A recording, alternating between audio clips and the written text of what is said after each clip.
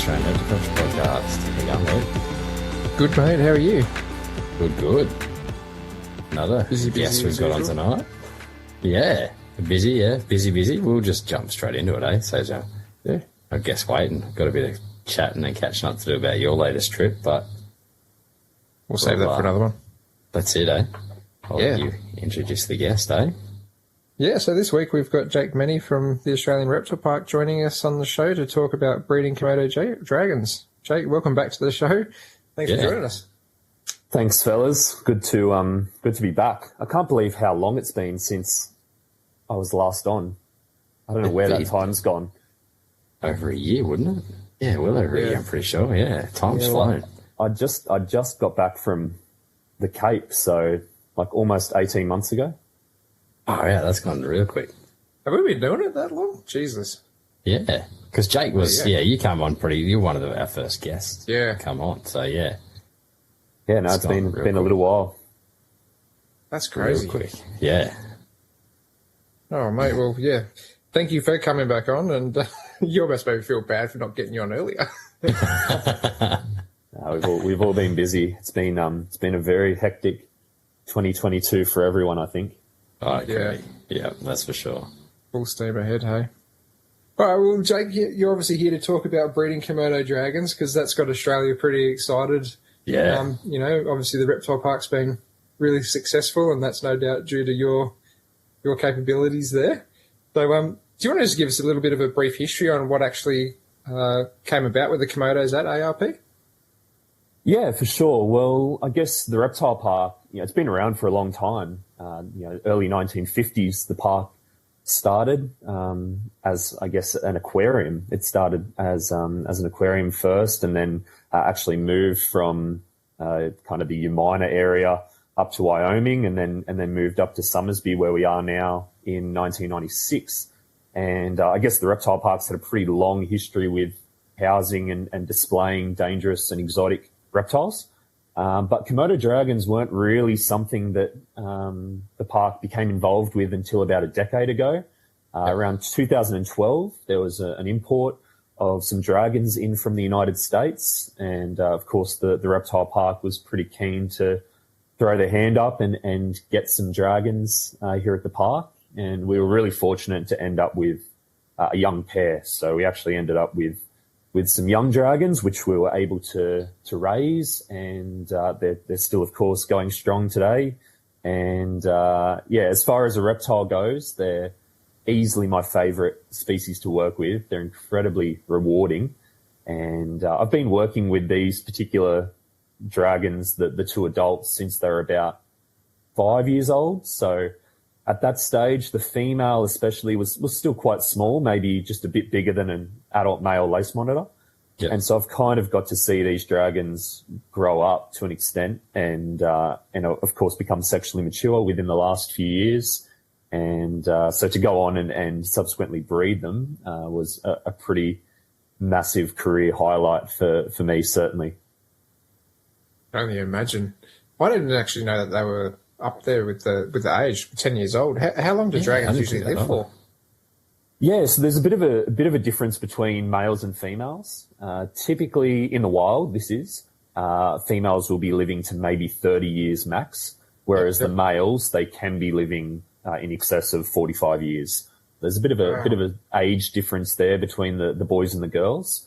The really interesting thing, and I guess the alarming thing, is that for pretty well as long as Komodos have been kept in captivity, they haven't been reaching anywhere near their wild lifespan. So Wow. even today, interesting. today, the average captive lifespan for a male dragon is between about 18 and 22 years. So not Only great. half of what's in the wild sort of thing. Exactly, yeah. And fortunately, I guess, particularly in probably the last 5 to 10 years, husbandry has come a long way. But for a very, very long time, Komodos were kept fairly poorly in captivity, and we can certainly get into a few of the issues that we see with captive Komodos across the globe. Yeah. So obviously relating to, how to actually keep them, can you tell us a little bit about their exhibits and how they've been constructed and designed? Yeah, for sure. So the Komodos were raised off display at the park for the most part. They only actually went on exhibit to the public in 2018. So just around 4 years now they've been on display. But in saying that, even prior to when they were on display in their building, we did walk the dragons every single day. So the public still had that chance to interact with the dragons at certain times of the day, but it wasn't like they could go and see a dragon at any time. They just weren't on display just yet. So the building that we keep our dragons in, I mean, I would like it to be larger. I think that's a common theme amongst all Komodo keepers. You know, we'd love for our dragons to have, you know, an entire park to explore and utilize, but it's just not the way it works in a zoological facility. But we still walk our dragons, so I guess from that angle they do get quite a bit of exercise. But our building is really well heated. It's quite well insulated, and it's heated with hydronic heating in the floor. And then we also have a reverse cycle system throughout the entire building. And so essentially what we're aiming for is to keep that building generally between 28 and 32 degrees ambient throughout the day, and then only dropping down to about 24 at night. 24, 25 degrees is about as low as we'll let it get. Even in the middle of winter, in the middle of the night, that's about as cool as it gets in that building. And so I guess, you know, throughout the year, they're being kept very, very warm. And then, of course, they've got hot spots on top of that. And then throughout the year, we're also walking them. So inside the building, they've got access, of course, to artificial UVB. But I've found the best thing, obviously, as is the case with all reptiles, is to be getting them outdoors and getting them in that natural sun and moving, I guess, is one of the big things for dragons, particularly the male dragons. They're incredibly prone to obesity in captivity. And so having them moving around, utilizing their muscles, their bones, and doing things that a wild dragon would do, I think has been really beneficial for our pair. And I think has certainly probably played a role in some of our success. I'm, of course, incredibly biased in this opinion, but I do think that we have some fairly fit, lean, healthy adult Komodos. And unfortunately, it's not an overly common thing to see that with captive dragons right around the world. Yeah. So as far as the actual exhibits that go, like what's sort of like the furniture and stuff in there, and what sort of size are you kind of keeping these guys in? Yeah, so each of the exhibits is about 80 square meters, and the exhibit's divided in two, of course. So outside of the breeding season, we do not house the male and female together. Dragons are a fairly solitary animal in the wild. Of course, I'm sure people have seen them come together communally for feeding. You'll often see, you know, a dozen, 2 dozen dragons hooking into a water buffalo and tolerating each other to some extent on the documentaries. But outside of that, they really are solitary. And in our experience, they do not like the company of others as adults. So we keep the male and female completely separate aside from our pairing events. And basically the exhibits, they have a large creek line that runs through the middle of them. So each dragon has access to about 5,000 litres of water, which they can certainly get into and utilise if they want to. They're not big swimmers. If anything, they'll soak if it's really, really hot in the middle of summer. But even saying that, the female I rarely see go into the water. She really just drinks from it. But the male in summer, you know, come January, February, he'll probably be spending an hour or so each afternoon just hanging out in that water. And then there's a whole lot of mock rock features throughout the building, and kind of, I guess, a little bit of topographic variation, a few mounds and things like that. And then, as I mentioned, they've got a hotspot each. They get up to about 45, 50 degrees in the middle of summer as a basking site. And then aside from that, that's pretty much it. As I said, there's a divider down the middle. But aside from pairing, the dragons are housed separately. And, of course, there's large viewing windows which the public can see both the male and the female at any point. Yeah. Have you got the UVB directly with the basking lights as well, or have you kind of separated as well? Yeah, so at the moment, we're not utilising T5 with the adults. We're just utilising those Osram mercury vapor bulbs, the big 300 watt bulb. So there is the UVB and the heat in one, I guess. In one, yeah. But in saying that, I'm not a massive fan of that. I'm really pushing toward moving toward T5 over the Dragons, coupled with heat. Because with those mercury vapor bulbs, even those really expensive German Osram bulbs, you're getting 4 to 5 months out of them before you start to see pretty steep declines in terms of their output. So whilst they've worked well for quite a few years, I would like to steer away from it down the track and move toward using a whole series of T5 tubes coupled with infrared heating. Yeah. Did you have to build like a nest box or anything inside of the exhibit as well to cater the female?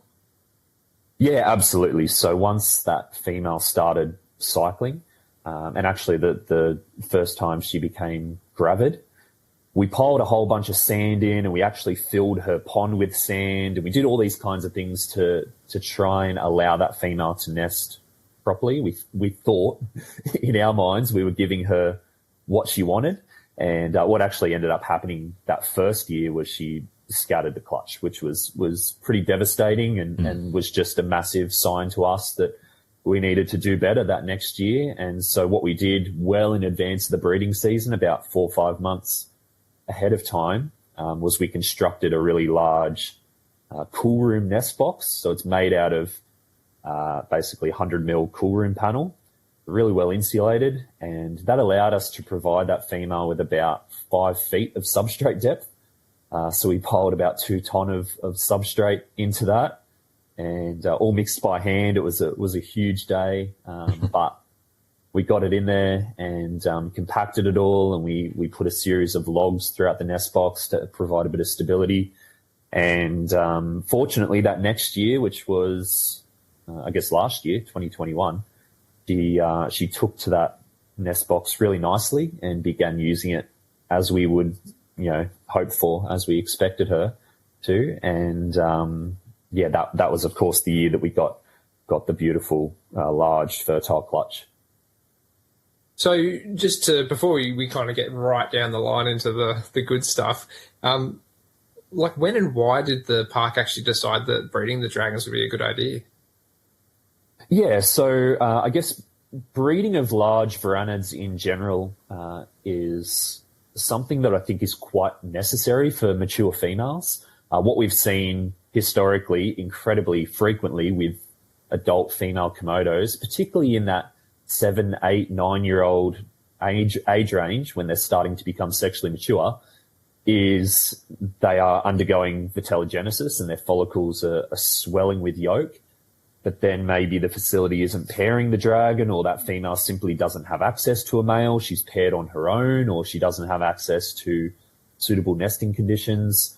And that female can very simply and very easily become static, follicular stasis, and those follicles can rupture inside the female, and that is almost a death sentence for a female Komodo dragon. To my knowledge, it's only been treated once successfully in Komodo dragons, and it is extremely common. In fact, it's probably the most common cause of death in captive Komodo dragons right throughout the world. So knowing this and knowing that we had a female that was kind of right at that critical point, that 7, 8, 9-year-old age, what we wanted to do, even if we weren't, incubating eggs or anything, we wanted her to go through that cycle and have access to the male and nest as she normally would, just for her own reproductive health. So I guess that was the number one priority for us, was getting that female laying. And then if we were to be allowed to incubate eggs going on further from that, then that was just a complete bonus. But at the end of the day, it was really all about that female and her own health. People don't realise that quite often lizards can run into that sort of issue where they want to lay eggs and they can get egg bound and have those sorts of problems and stuff. I've had that happen in the past. Yeah, it's extremely common, and Varanids, whether it's a brevicorda right through to a Komodo, they all have a very, very similar reproductive biology, and they all seem to be extremely prone to reproductive disorders. Things like parentes and Spencer's monitors. I've had a female Spencer's unfortunately die of this exact thing. So it is really common, and I don't think it's talked about enough, really, to be honest. Yeah, I actually didn't even know that. So there you go. That's pretty cool. It's it's a worry with all species across the reptiles that we're keeping, but for whatever reason, likely linked to their, I guess, fairly fussy nesting behaviour, varanids seem to be fairly prone to it. Yeah, like even my Kimberley rock monitor, when I was designing her enclosure, because I've only got the one girl, and I've got a nest box in there specifically for her, not obviously expecting anything, but just in there 24/7, so at least she can get rid of those eggs if she wants to, and then hopefully I don't run into any issues, but at least she's got the option there. Yeah, absolutely. And something that we do, and this would be a little trickier with something like a glauti or a king aurum or something, some of those smaller species. But what we do with our female Komodo is we'll ultrasound quite frequently, about once every 8 weeks, typically throughout the year, to get an idea of what her follicles are doing. And that way, if she does have, big swollen, yolked up follicles, we can kind of be alerted to that and make a call and make a bit of a plan from there. Yeah. Well, that's probably pretty handy for a zoo to be able to have an ultrasound, but I don't know if that's going to be in my budget to try to understand that with a little cloud eye. Well, unfortunately, it's not in our budget either, but we're really fortunate that we have a pretty great vet just literally 5 minutes down the road. So when the time comes, we can load that female up into the van and quickly run her down there and get an ultrasound. It's pretty tough with how thick their skin is, but over the years of doing it, we've been able to obtain some pretty incredible images. And essentially what we're looking for is follicles that are over 30 mil, so 3 centimeters in diameter and above. That's when we would be looking to probably pair up, because ordinarily, throughout the year outside of the breeding season, a Komodo's follicles, or at least our females, are sitting down around 10 millimeters. Once we start to see them double and triple, we know that something's going on. And you can actually sometimes see the yolk within the follicle on the ultrasound. Wow. So that gives us a pretty good indication that it's time to be thinking about popping that boy in. So what sort of diet are you actually feeding your dragons? So with the dragons, of course, they're strictly carnivorous, but we try and vary it as much as we possibly can. So we'll give them fish, chicken, goat, deer, pig, beef, eggs, just as much as we can get into them. The feeding style does vary a little bit throughout the year, and particularly between the male and the female.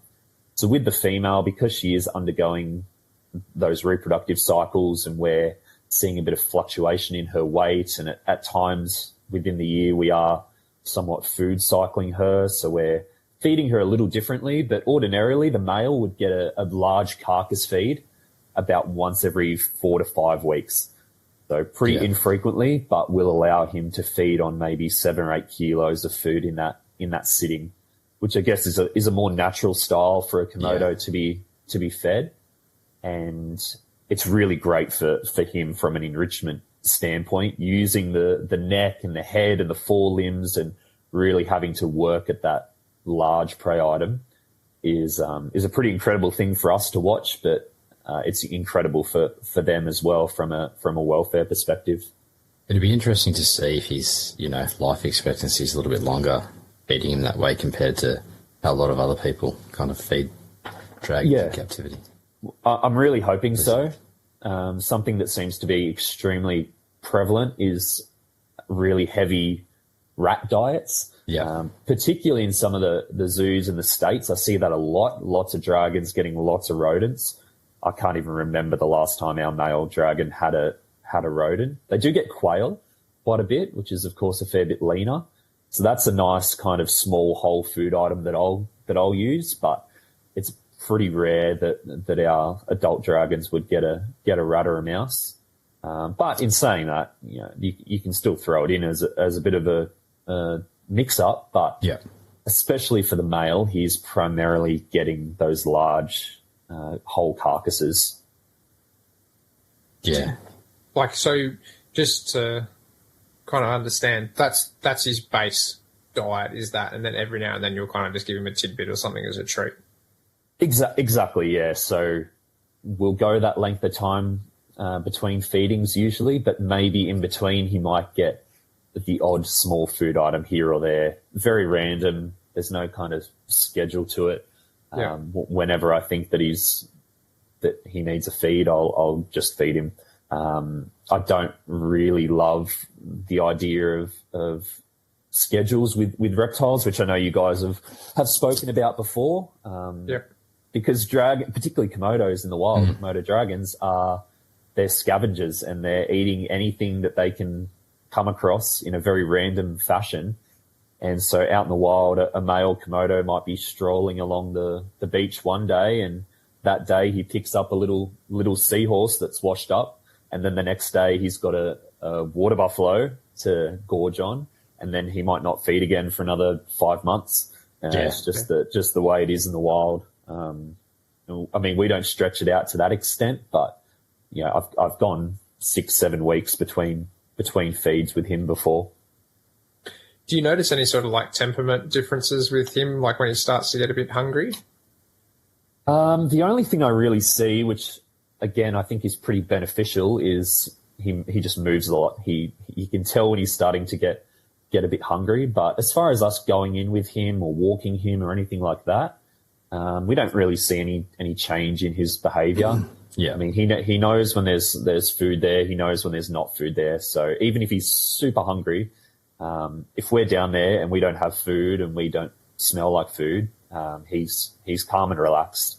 It's only really when you take a food item in with the dragons that they switch on. I guess that's one of the big differences that I've noticed between a Komodo and something like a Lacey. There is that next dial up of intelligence. Yeah.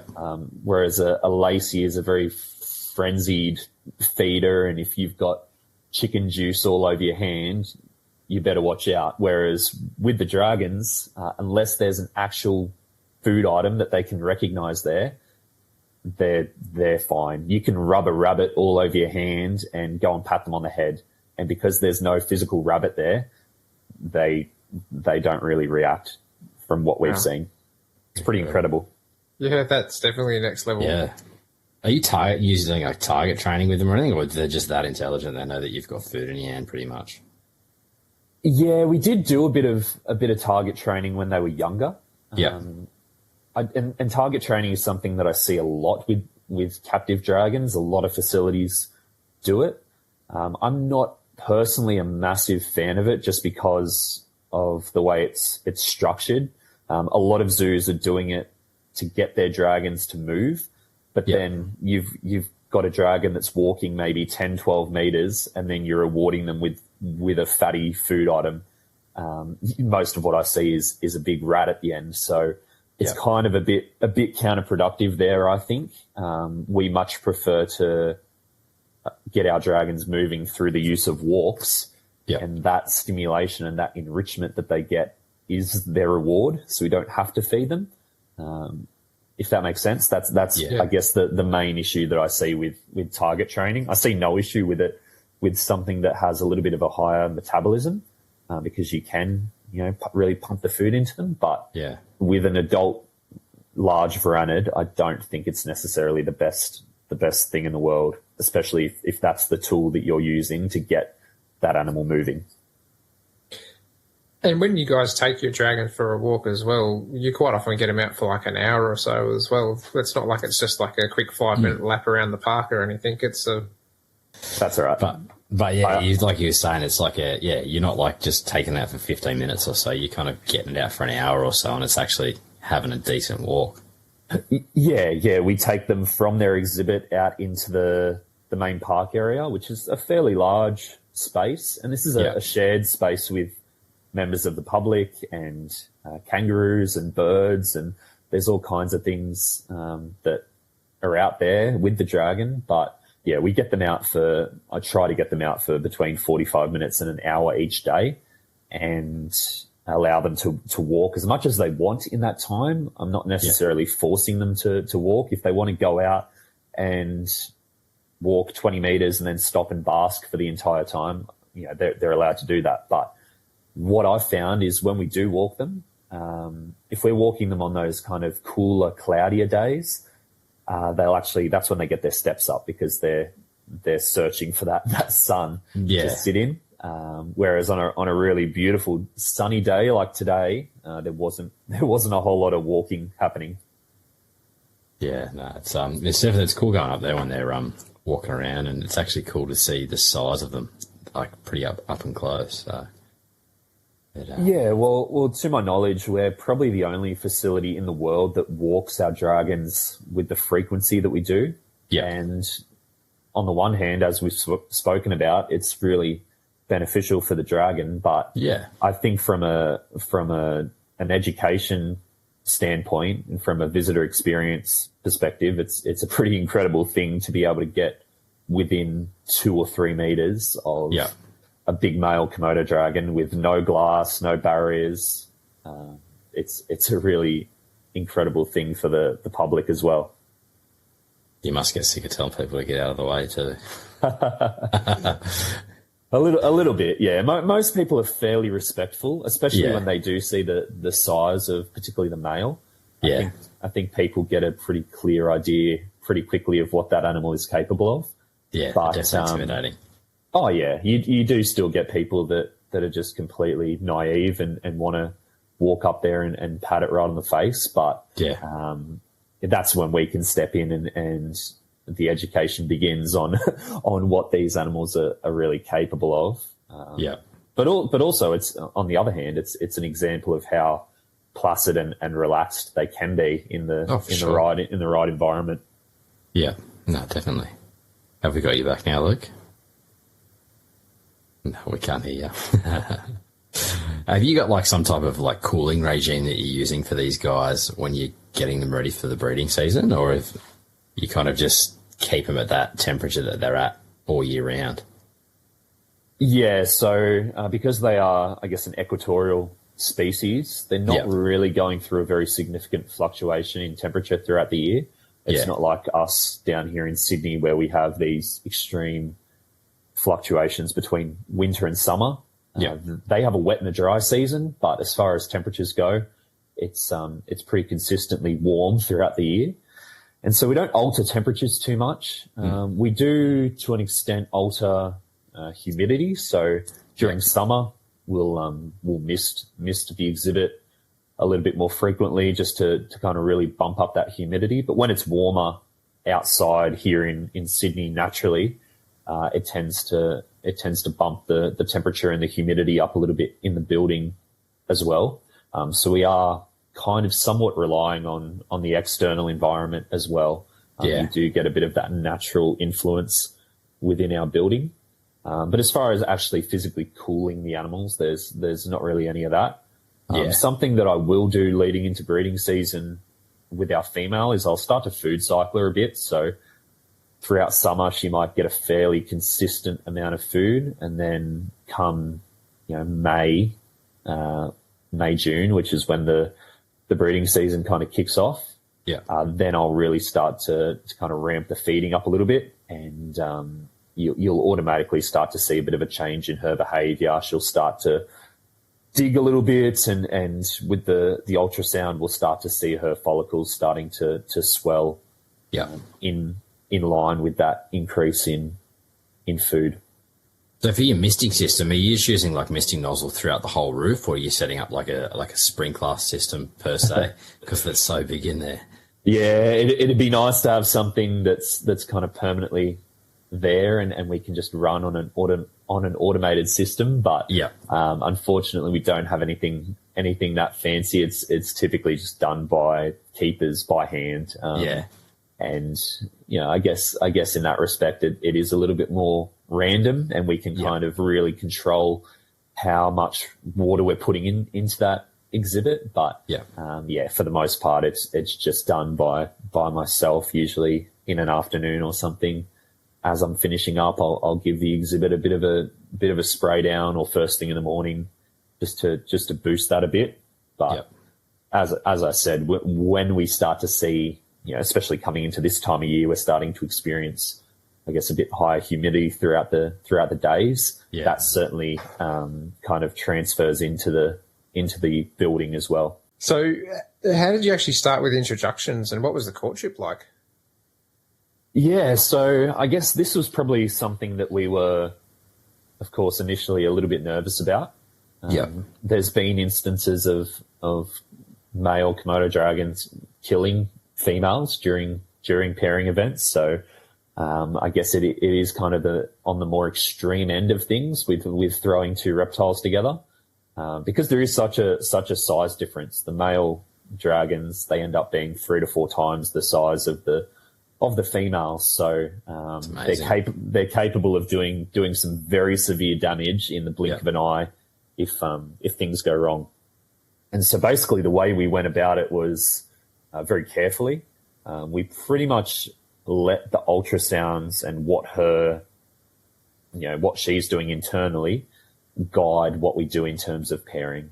And so at this stage, we've got it fairly well dialed in to the point where we won't put those two dragons together unless we are 100% confident that she is, peak vitellogenesis.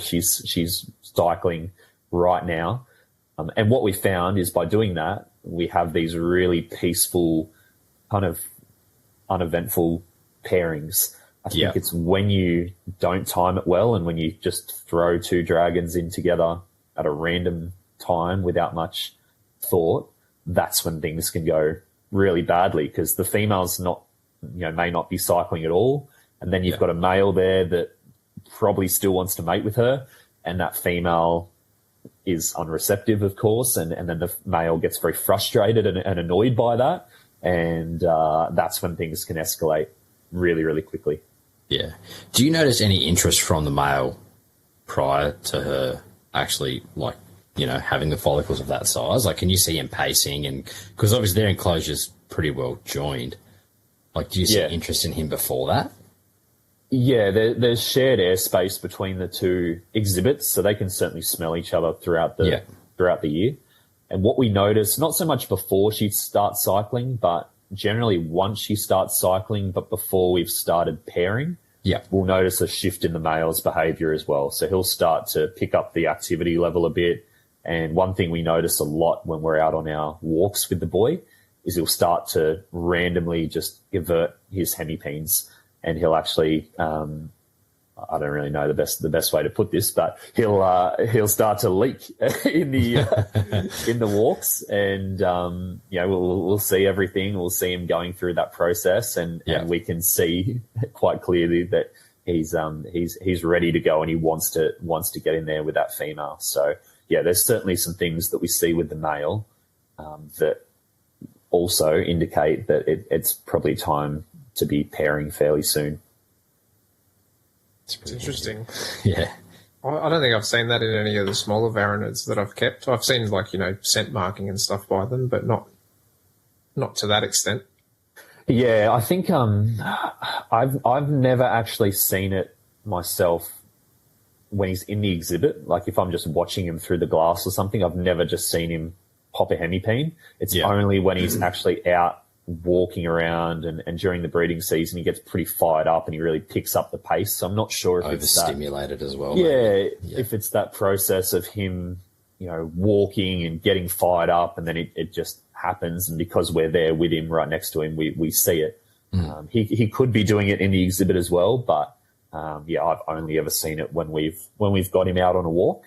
But obviously once we see that, it's a pretty good indication that it might be go time. Yeah. So that being said, you obviously monitor their matings 100% of the time as well. Yeah, so we'll generally take the male.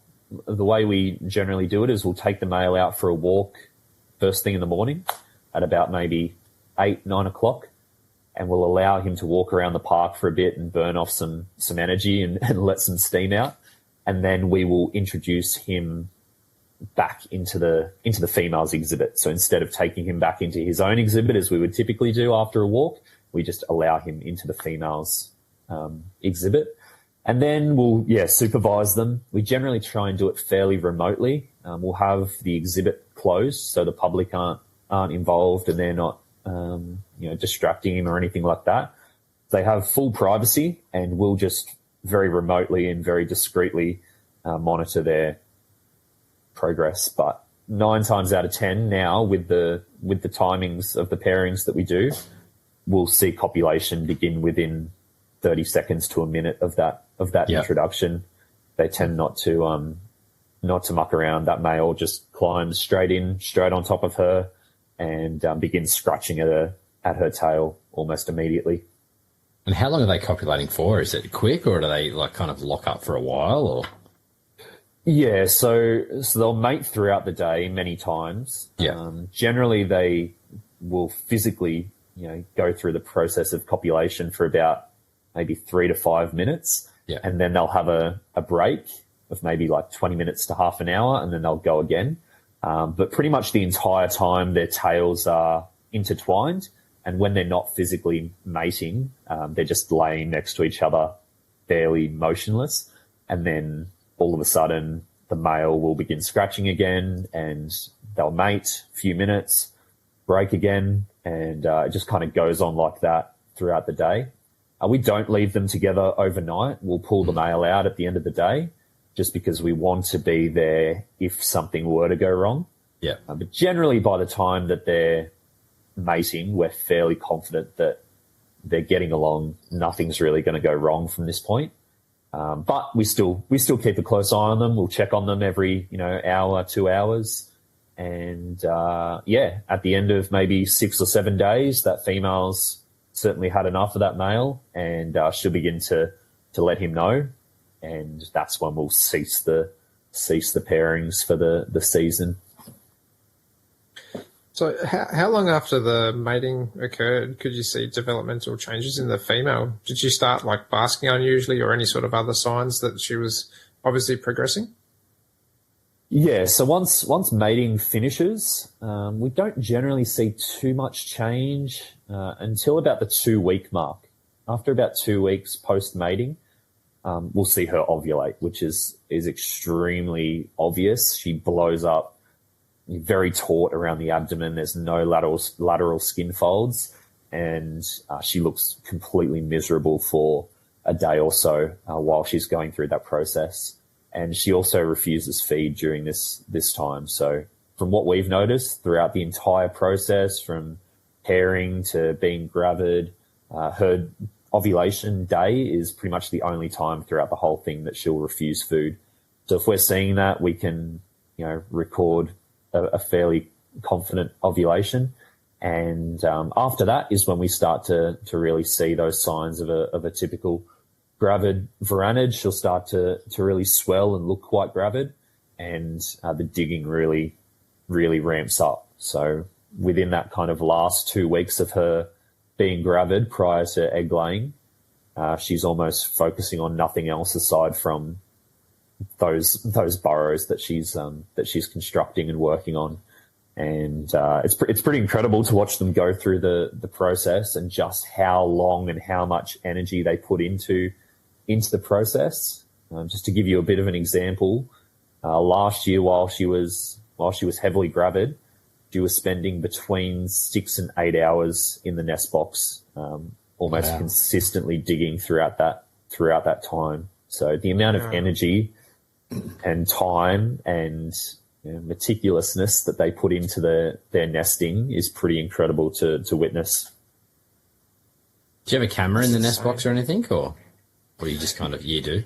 Yeah, we do. Yeah. So before she kind of starts really using it, we'll get a fairly decent camera in there so we can monitor her remotely, because, of course, at that time, you really want to minimize disturbance on a nesting female monitor. Definitely.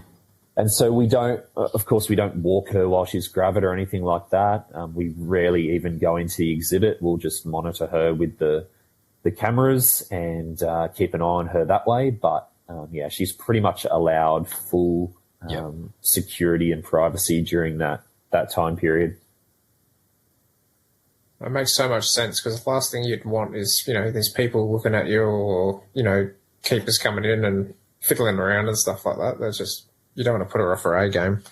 No, exactly. And that was something that I was really pedantic about last year, especially because the pressure was really on to get a nicely laid clutch.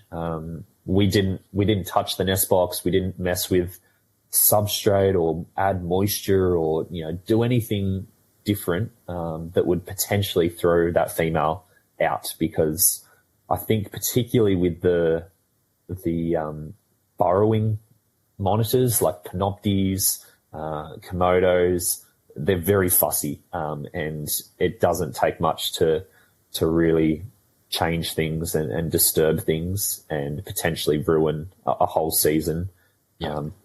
Out of your own, your own interest and thinking that you're doing the right thing. Are you closing the exhibit off as well during that time period? Yes, yeah. So last year we were kind of, I guess, lucky in the fact that it also aligned with us being closed for COVID. So there was no public in the park at all. Oh, that's good. That was kind of handy then, I guess. Yeah, it certainly worked out well. So, how far were the eggs actually laid down inside of the nest box? Like, was it right to the floor of it? Yeah, so as I said before, the nest box, it was about a bit over half filled. About 4 to 5 feet of substrate is what she had to utilise. And the day that she laid, she spent a long time in that nest box. She went down into this particular chamber that she'd been working on for several days, and then turned around and kind of poked her head back out. And the eggs were essentially laid right at the bottom of that, just above the heat. So we were supplying heat from below, that's exactly where she chose to lay. And by using a temp gun and kind of getting some readings around the nest box, it was pretty much almost bang on 30 degrees where she elected to lay. Wow. It always amazes me how they can kind of just like probe around with their noses and actually figure out the exact right temperature. Yeah, and that's something we saw her doing a lot. She would just dig a little bit, pop her snout in the hole, come back out, make a few changes. I can't even fathom how they work that out and get that so accurate. So obviously you had to go in and dig the eggs out. Did you decide to remove the female while this was happening? Yeah, so the eggs were laid, or the eggs began being laid at about 4:30, 5 o'clock in the afternoon. And the whole process, the laying process, took a few hours. It was probably about 7:30 or 8 o'clock by the time that she finished up, and we could see her actively starting to backfill the nesting chamber. And so the last thing we wanted to do at that point was go in there and start mucking around with her and disturbing her. So we made the decision to allow her to completely backfill the nest box to a point where she was comfortable to leave it on her own. And so that's what we did. I guess the issue was that process of her backfilling and getting to a stage where she was happy took about 5 hours. So we didn't actually get into the nest box until the early hours of the morning. I think it was maybe 1:30 in the morning by the time we were able to get in there and lock her. We locked her off in kind of a separate airlock area so she couldn't see what was happening.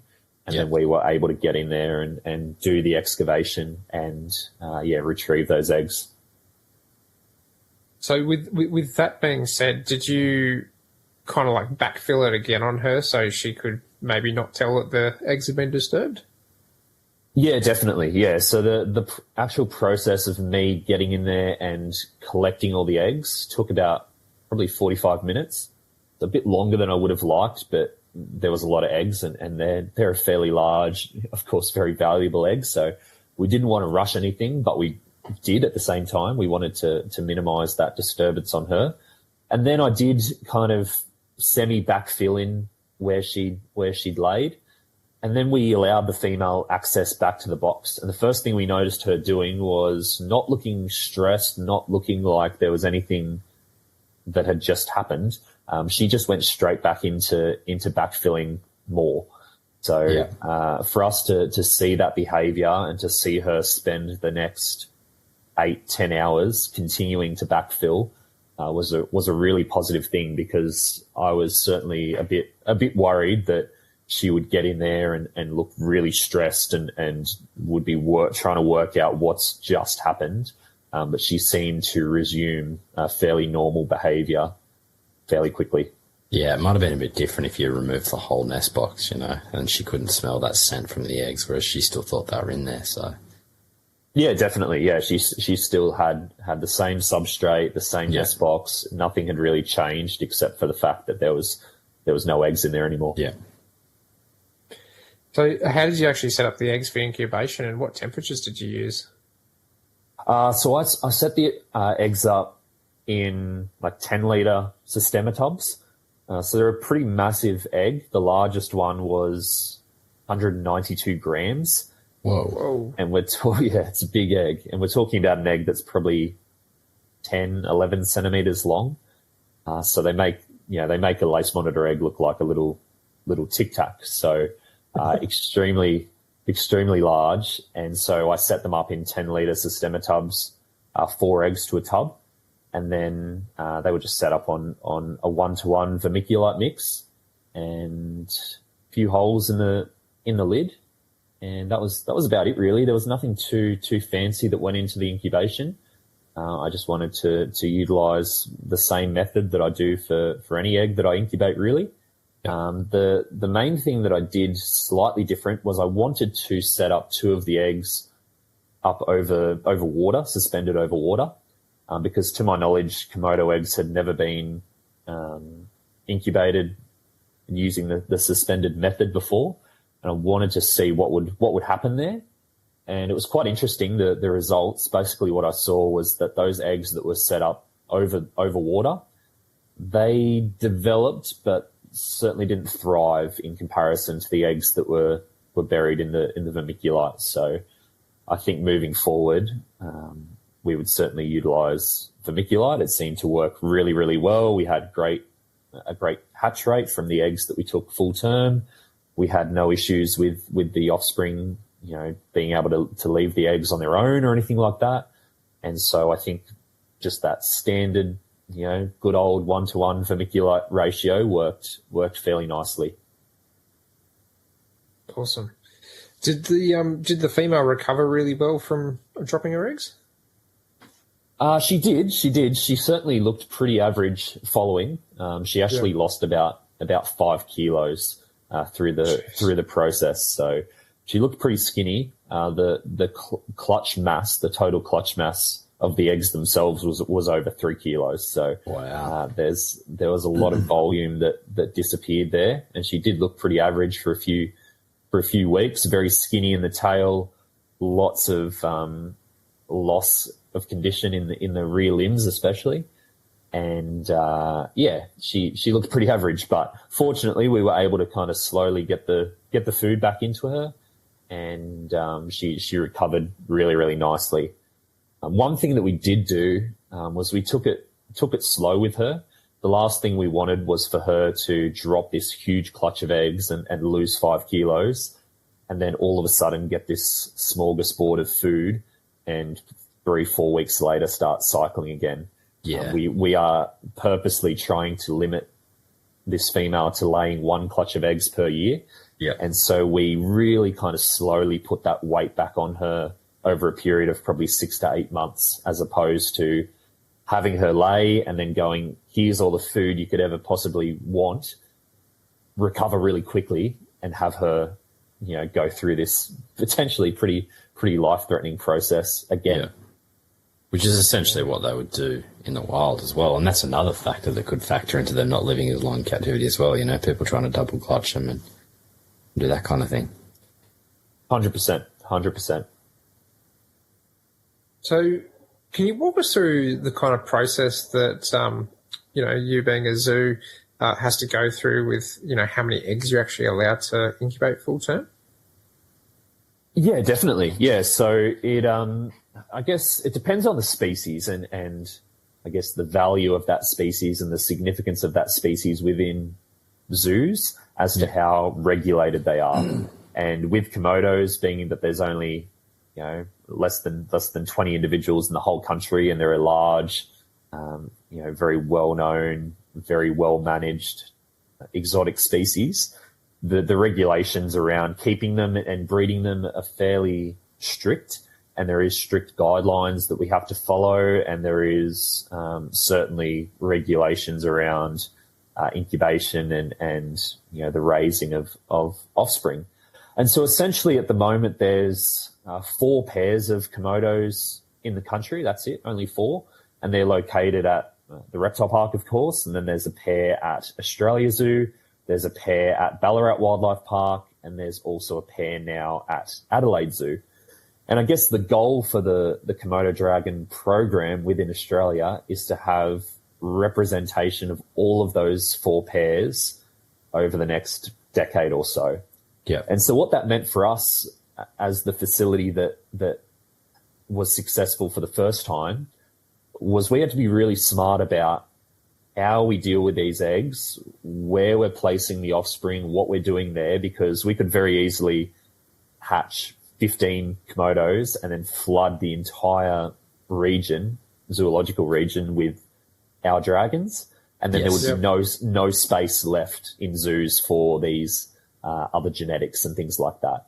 Yeah. And so even though we had 15 fertile eggs in the end, we actually only incubated 3 of those through to full term.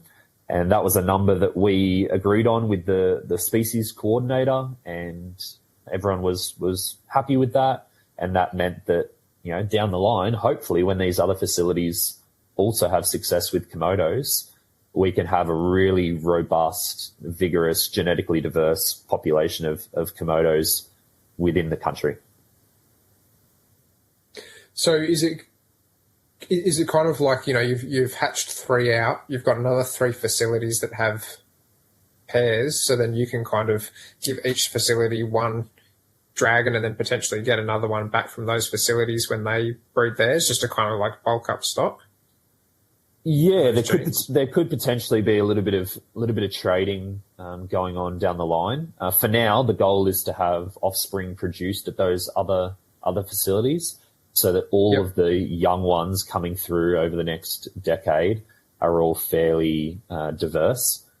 That's kind of the goal, because at the moment the Komodos within Australia aren't overly diverse, and so the goal is to increase that as much as we can. And something that I would really love to see in the next 5 or 6 years is potentially a few more adults, different bloodlines coming in, so that we can further increase those genetics within the country.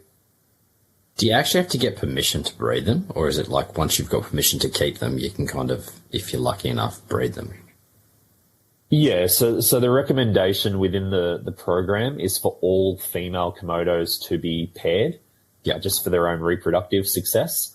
And then once a facility gets a clutch, then that clutch will be reported. And then from there, the decision will be made on whether that whole clutch, is discarded, or whether 4 eggs are taken through, or 2 or 1. It all just, it's a very case by case thing. So how long was the actual incubation process? Long. It was a long wait. Exactly 7 months. Wow. 210 days exactly for the first one to pip. And of course, that was a pretty incredible moment. There wasn't a whole lot of work that went into them throughout the incubation. It was just basically a weekly checkup, usually done by me. I would air the eggs, maybe fan them a little bit, check that there was no signs of mold or anything of that nature, and then the eggs would go back into the incubator, and that was about it really. But yeah, after 210 days, we saw our first split in the egg, and the following day we had a fully emerged hatchling Komodo, which was easily one of the best moments of my life. I'll say that for sure. There's few things that have made me happier than seeing that little dragon running around the Systema. And then 2 days later, the second and third egg hatched. So yeah, within 3 days, we had a 100% hatch rate with the eggs that we chose to take full term. What sort of size are they hatching out at? Well, I mean, looking back on them now compared to what they are now at 7 months old, the hatchlings now look tiny, but they're big. They're about 40 centimeters and about 115 odd grams on hatching. So they're a large lizard straight out of the egg. Big heads on them. Yeah, and they've kind of grown into their heads a little bit now.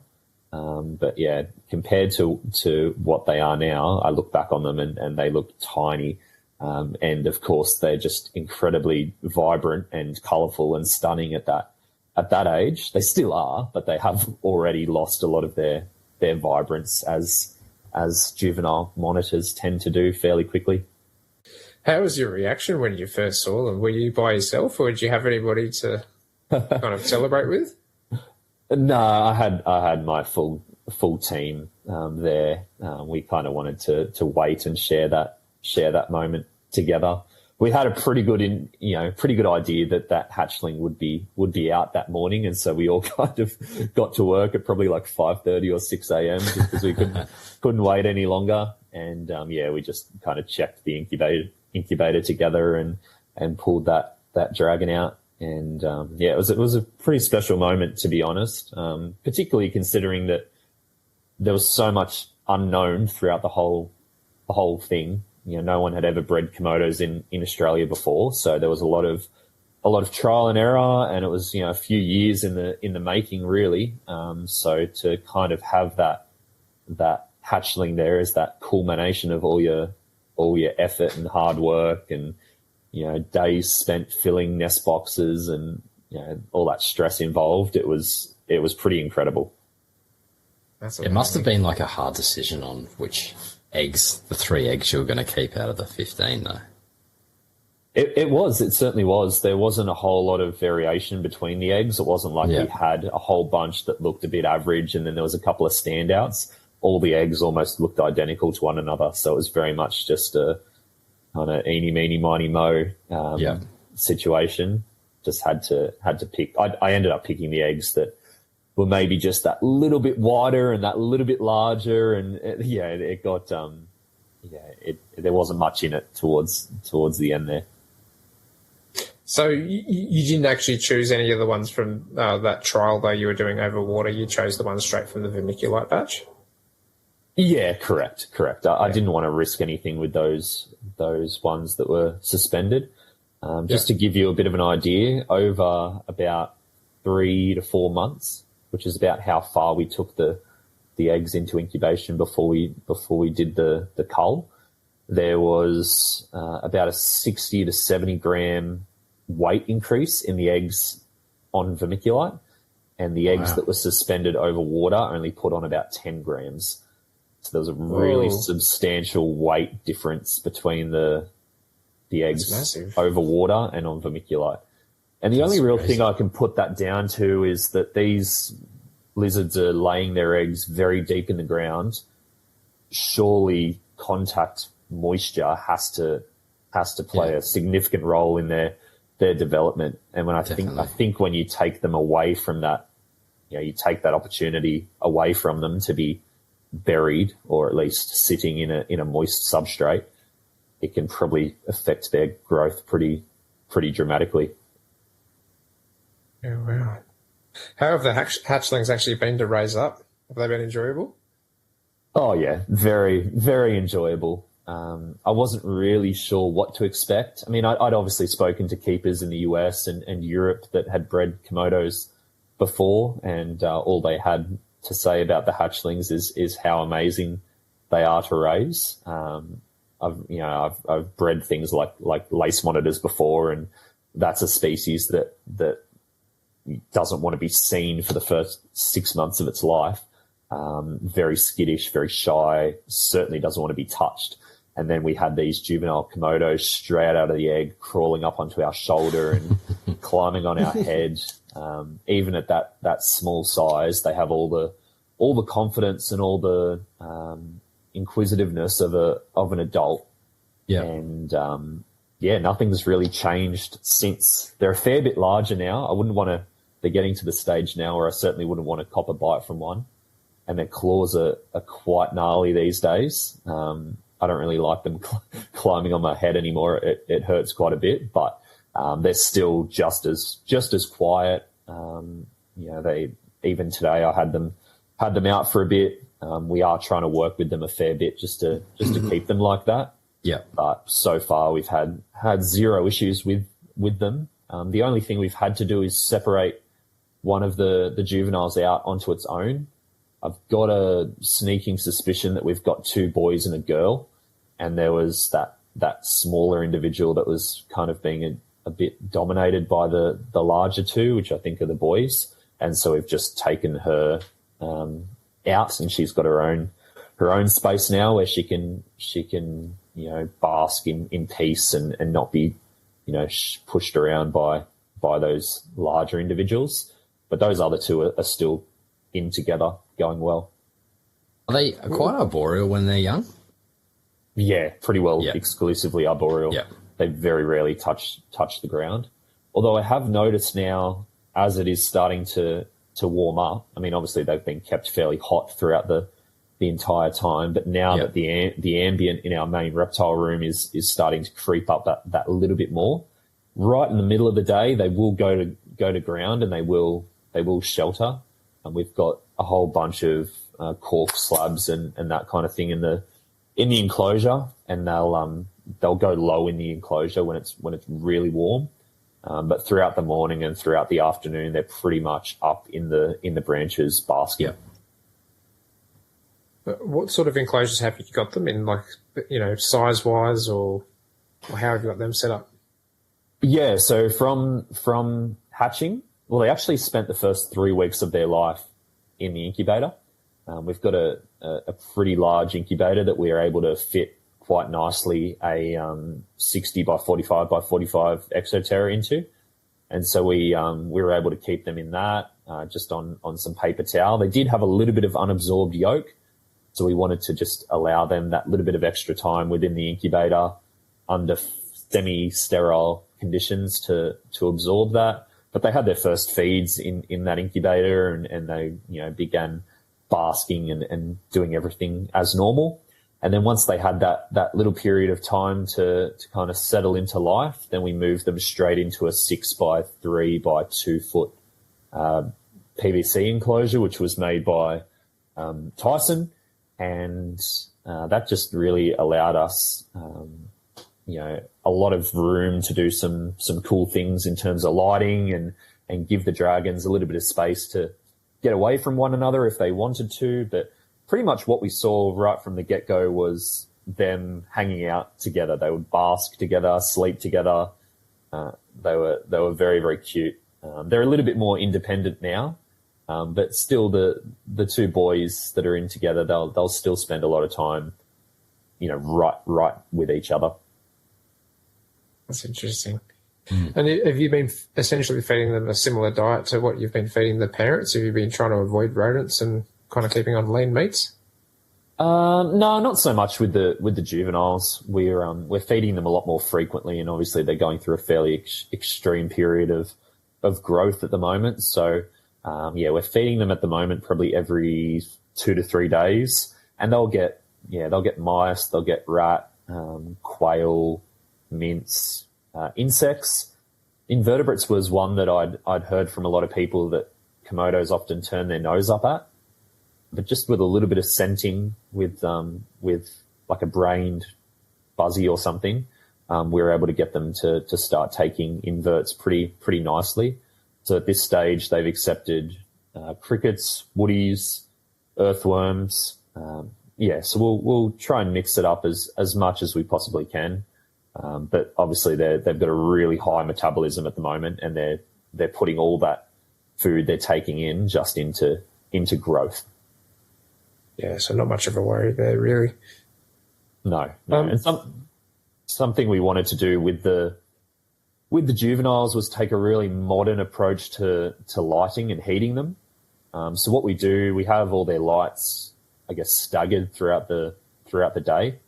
So first thing in the morning, we'll have like just a 6500K grow light come on just to kind of wake them up, put a bit of light into the exhibit. And then after that, there'll just be kind of a cycle of heat coming on and UV, and we've got multiple T5 tubes set up so that the UVI increases throughout the day. So in the middle of the day over their basking site, it's getting up to about UVI 7, 8, so pretty high. Yeah. And they will actively sit in that quite happily, and temperatures up to about 55, 60 degrees as well.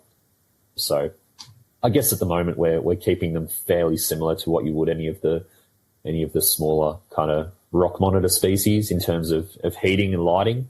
But we've just got them set up in a kind of a more arboreal fashion. And the other thing I did prior to them hatching was I went through and made some mock rock walls on all three sides of the enclosure, so they can literally utilize the entirety of the space aside from the doors.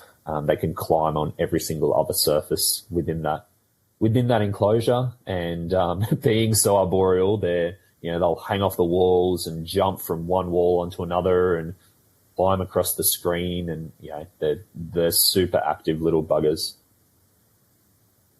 That sounds awesome. And did you have anything else that you wanted to touch on about these guys? This sounds like a massive success for the park. Yeah, it's been big for the park. It's probably been a little while now since we kind of bred something new. A little while back there was lots of firsts. The reptile park was the first place to breed king cobras in Australia, and we've in the past we've bred things like green anacondas and a whole series of exotics, Mozambique spitting cobras back in the day. Whole host of weird things, but of course, as the decades go by, it kind of gets harder and harder to be the first at something, and so to be able to crack these Komodos and really dial them in to the point now where I'm fairly confident that female will be going year after year is a pretty exciting thing, and it certainly wasn't accomplished on my own. I had the assistance of people like Dan Rumsey and Brandon Gifford and Sam Herman, all really great herp keepers that I've worked with over the years. And, of course, there was a lot of advice and a lot of information very freely given from some really experienced keepers in the United States and Europe as well. So, it was certainly not something that I did on my own, but it was certainly probably one of the biggest accomplishments for me, professionally at least. And I think it's going to be a pretty hard one to top, that's for sure. Oh, mate, well, congratulations on it, and congratulations to the team there for doing it, because it's it's been exciting to watch the little snippets, obviously over on social media, and I was lucky enough to go and see the eggs in the incubator with you, and that was pretty cool to see them in the flesh. Yeah, obviously the eggs were cooking for a fairly long time, so there was a fair few people that got to see them while they were incubating, but you'll have to come back up and see the babies before they get too big. Now they're up around the 70 centimeter total length mark. Wow. And probably pretty rapidly approaching half a kilo. I haven't weighed them in a little while, but they're certainly getting some size to them. We do have plans in the next probably fortnight to get them out of the enclosure they're in and into like a 4x4x3 meter exhibit in the reptile house. So that'll just enable them even more opportunities and more space to either get away from each other if they want to, and really utilize their climbing ability. We're going to perch it out, and hopefully it'll be a really cool thing for people to kind of come and see a young Komodo hanging out on a branch at kind of eye level, because it's not something that most people are ever going to do. They're not going to, most people aren't going to hop on a plane and go to Komodo or Flores and learn about Komodos that way. So, let alone see a juvenile too. Exactly, yeah. Juvenile varanids are bloody hard to see. Komodos, wild Komodos included. So, for people to be able to see the world's largest lizard at kind of that early stage is a pretty unique thing. Oh, that'd be amazing. Awesome. Yeah, I'll definitely have to come up and have a look. That's Sure. Sounds like a welcome invitation. Alrighty, mate. Well, yeah, thanks so much for coming on and having a chat to us. This has been really interesting just to sit back and listen to be honest. It's been very fascinating. I love monitors through and through, so to hear about the big monitors, it's been fantastic.